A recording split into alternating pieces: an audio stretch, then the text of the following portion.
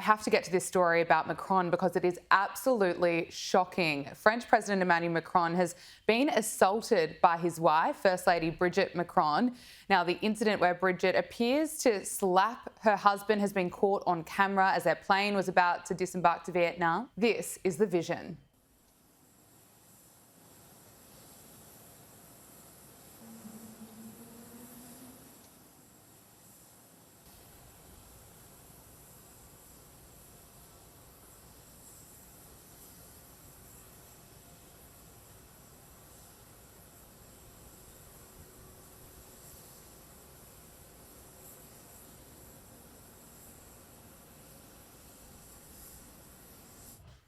Look, Emmanuel Macron is dismissing the video that is going viral, saying they were just joking, they were just play fighting. But Brigitte Macron is a 72-year-old First Lady. That makes her a leader. The eyes of the world are on her. It's absolutely not okay. And I don't think anyone is buying this spin from Macron that he is saying it was just a joke. What's your reaction? Well, if it had been just a joke, then they would have been giggling and holding hands and laughing down the steps all the way down there, the gangway, but they weren't. It was frigid. It was icy. She did not take his hand. He did not take hers. What I think is interesting is the way that there was the slap or the attempted slap, and he, looked aghast. He looked horrified. And then he quickly, immediately put on this fake camera-ready smile the moment that he saw all the photographers down at the end of that stair. So I think that tells everything, the way they came down with an icy steps there. Absolutely. Look, I'm in shock watching that vision. I think Brigitte Macron needs to address the incident, possibly apologise. But returning to the US, Donald Trump has delayed the 50% tariff on the EU from June 1st to July 9 after a call with the President of the European Commission. Now, this is to buy more time for negotiations. We had a very nice call, and I agreed to move it. I believe June 9th would be, July 9th would be the date. That was the date she requested. Could we move it from June 1st to July 9th? And I agreed to do that. And that she said we will rapidly get together and see if we can work something out. Hilary, is Donald Trump being fair here? He's, of course, always criticised for being pretty chaotic, but is this part of his strategy?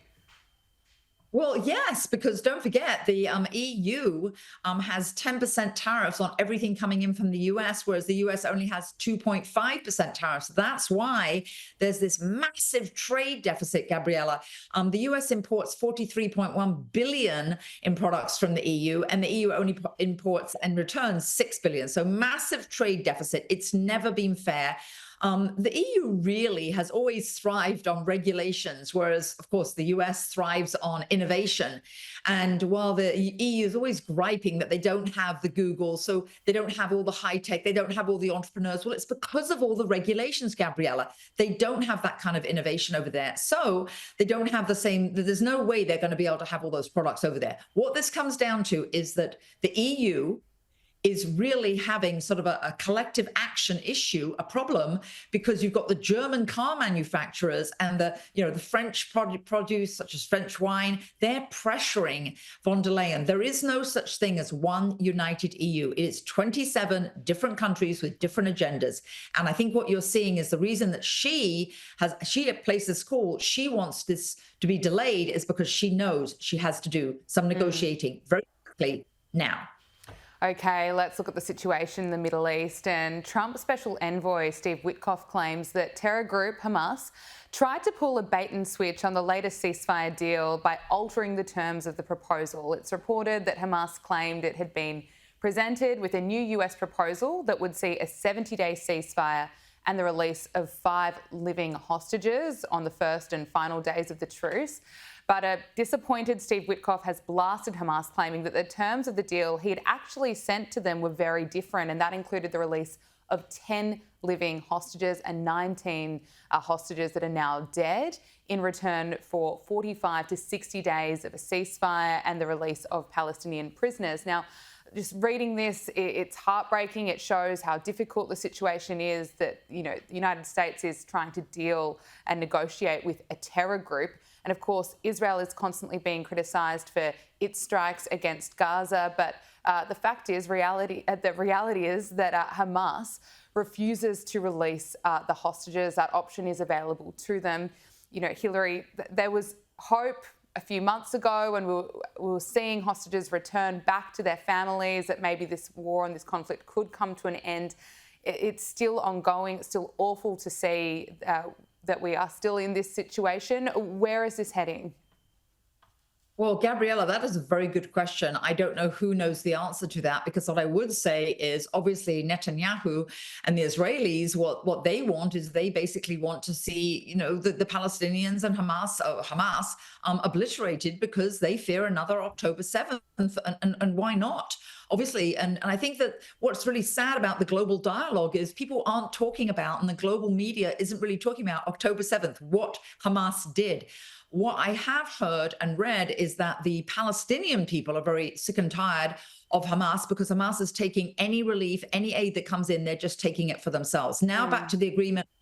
I just would say simply, there has been conflict, there have been wars, there has been all of this happening in the Middle East since the beginning of time. I don't see it ending anytime soon. And I think the Israelis are diametrically opposed to any kind of negotiation, and Hamas isn't to be trusted. Let's talk about the talks between Donald Trump and Iran. Donald Trump said that US negotiators had a very good talk with Iran, with an Iranian delegation over the weekend, as he seeks a deal to prevent Iran from developing a nuclear weapon. Talks with Iran yesterday and today, and let's see what happens. But I think we could have some good news on the Iran front. Likewise with Hamas on Gaza. We want to see if we can stop that. And Israel, we've been talking to them, and we want to see if we can stop that. Now, since returning to office, Donald Trump has revived his maximum pressure campaign on Iran, backing talks but warning of military action if diplomacy fails. But now, after multiple rounds of nuclear talks, is an agreement actually close? I think it's closer than it has been. I think this is what the Iranians want. Don't forget, they don't want their economy crippled. They have been isolated globally.